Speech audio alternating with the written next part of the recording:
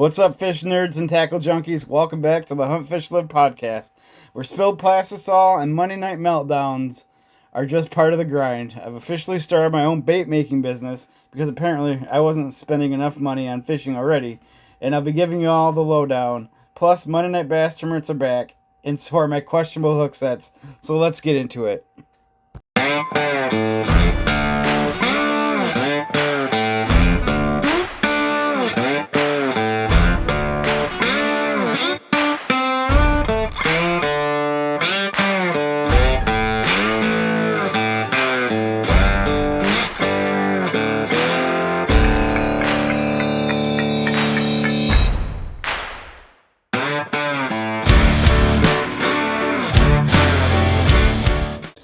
So the reason why I got into bait making is kind of cool. Kind of cool and kind of not. My favorite bait company, Venom Lures, closed its doors earlier this year, and they made my favorite soft plastics. They had the worms that I like. They had the stick baits that I like. They had the creature baits that I like. The frogs that I like, and they closed down. So the next best thing to do, instead of finding another company to be religious to and worship, so to speak, because I've never been able to find anything other than the Venom stuff and the colors that I like, and the shades that I like. And so anyway, long story short, I decided to make my own baits, to start my own bait company, and go from there. It's just kind of one of those things where I felt in my heart and in my mind that I had to do it, just because the company that I liked and the company that I followed and felt like I was a big part of, was a big part of my successes in the past with fishing, closed down, and I just needed something to fill that void. And I decided to take a chance, and we're working through it. I'm working hard, and I'm going to stick to it. I think it's promising. I think it can lead to good results. So we will see. So I have officially started making baits and selling them. My bait company is called Dank Bait Co. It's a play on my name, which is fun. It's also, a synonym for a few other things. But yeah, very excited. I've already had my baits for sale at a craft show around town, and I ended up selling 3 bags of baits, which was freaking awesome. Unbelievable to me that somebody that I didn't know wanted to buy my baits. So that's pretty sweet. I'm still working on a good price point and really what to sell them for. I had them for sale for, I think, $4 for a pack. And I think that was a little light. So I have them. I actually have a TikTok account for Dank Bait Co. Dank Bait Company, but Dank Bait Co. I have a TikTok shop, and you can buy all my baits on there. I'm working on a website and other ways to sell as well. I do have Instagram, Dank Bait Co. on there as well. You can DM me and put it in order, ask questions.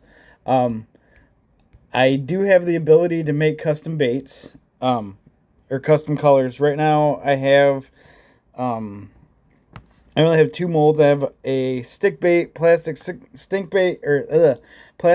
bait mold, and a finesse worm mold, both 5 inches in length for the baits. I have mostly green hues, black hues, and a color called Carolina Pumpkin, which is like a rusty brown red mix, kind of like a burnt orange. Variations of those colors right now. I'm not doing colors how normal bait companies do it. I will never have a bait with the color green pumpkin or chartreuse or watermelon with purple flake or anything like that. Um, I'm making up my own names, trying to set myself apart from other bait companies with colors, and I have full original colors that I know of. So that's kind of cool. I have written down the recipes for them all as well. So uh, I am able to replicate colors and whatnot. But you can see on my Instagram or TikTok all the colors that I have available. Um, I have a color that's black with purple flake. I'm calling it dark matter. I have a bait that is like a translucent tan with red, black, or red, black, and silver flake, I think, has in it. And that one's my favorite color. um, I call it Flesh Flicker. It works really well. It looks really great in the water.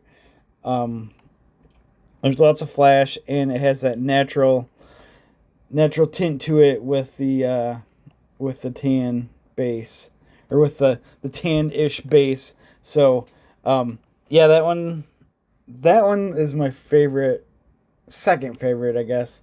I have a more opaque green with gold, black, and green flake in it, and that's made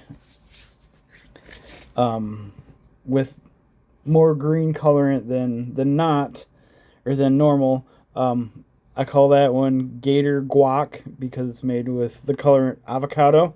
So avocados, guacamole, you get the idea. I have another color called Rebel Rust. That's a more opaque Carolina pumpkin with gold, orange, and red flake in it, and that bait is pretty awesome. I have those available in my stick baits, which I call Dank O's, and in my finesse worms. I do have a couple colors that are only available in the worms, and that's our leprechaun color, which is a black and green base with green, orange, and gold flake, like a leprechaun. You can also see that one on all my socials, TikTok and Instagram. I have another color. It's only available in the worms. It's called Smoke Show. It's a translucent black with, let's see, what is it? Silver and red flake in it, and that color is pretty awesome too. I do have a light green. You could compare it to watermelon, I guess.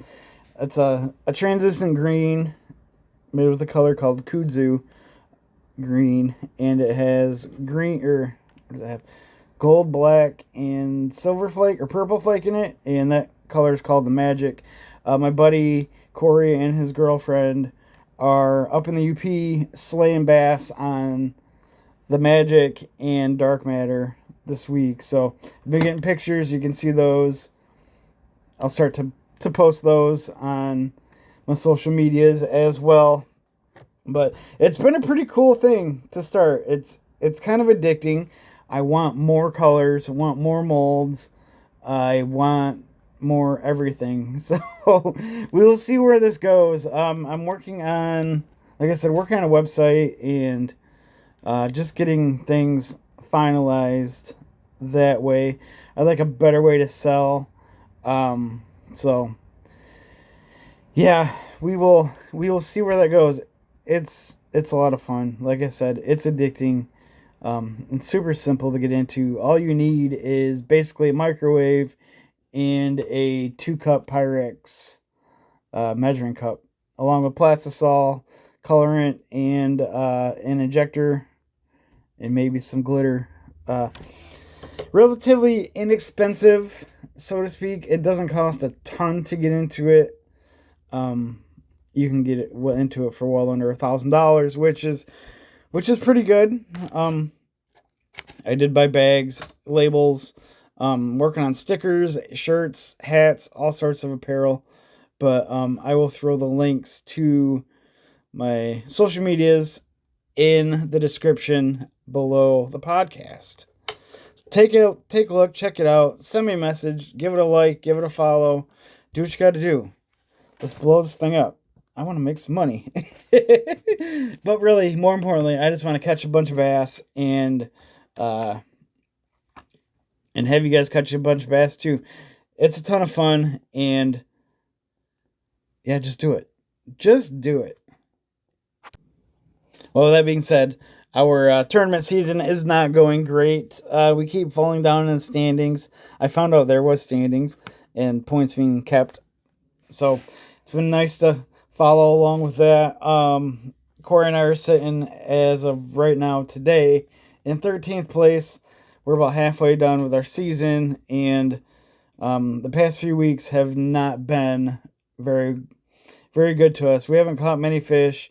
Corey was out last week on vacation and using dank baits up north, slaying bass. That's beside the point. Thanks for the pictures and all that stuff, Corey. But yeah, fishing hasn't been great for us. The weather's been weird every weekend and Monday, so it's been hard. I think it's pushed the fish out deeper.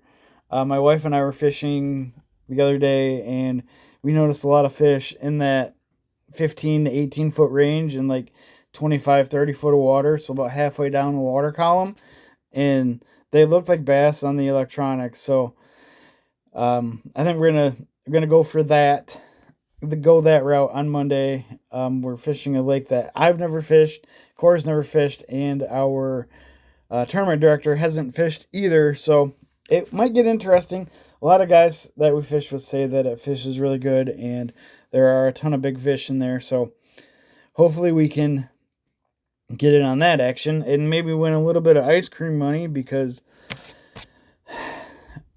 at least catch something, because the past few weeks we haven't brought in anything, and it's pretty frustrating. It's either 0 fish or 2 fish, it seems like, and our points are suffering.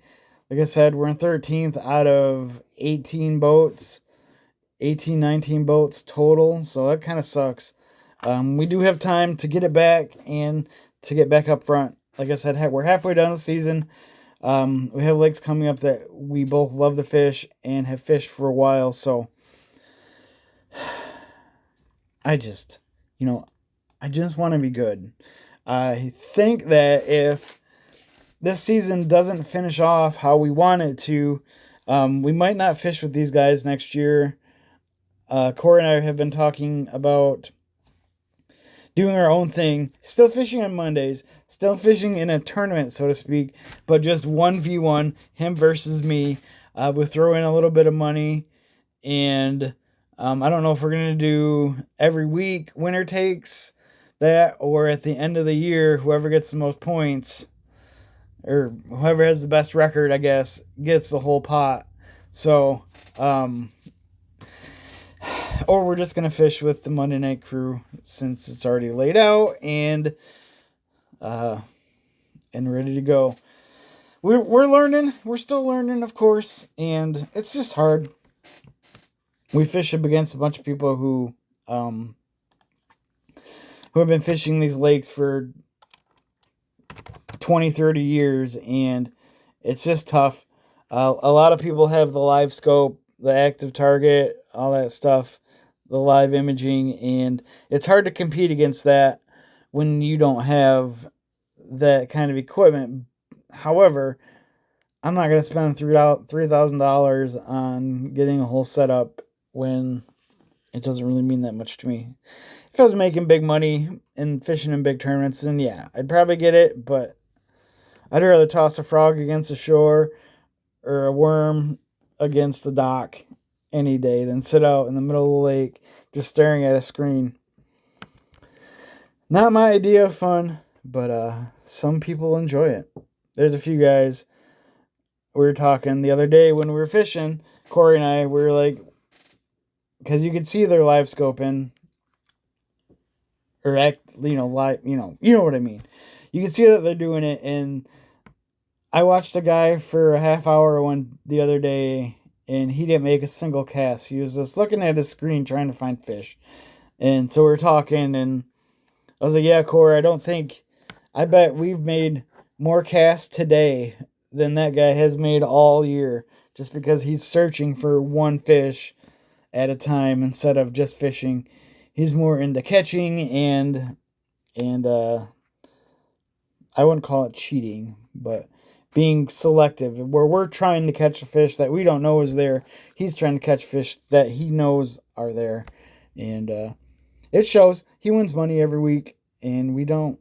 So it's kind of a bummer, though, because, we're not hard on cash or anything like that. But these guys are using this $3,000 equipment to go win a $30 buy-in weeknight tournament. So it's kind of lame.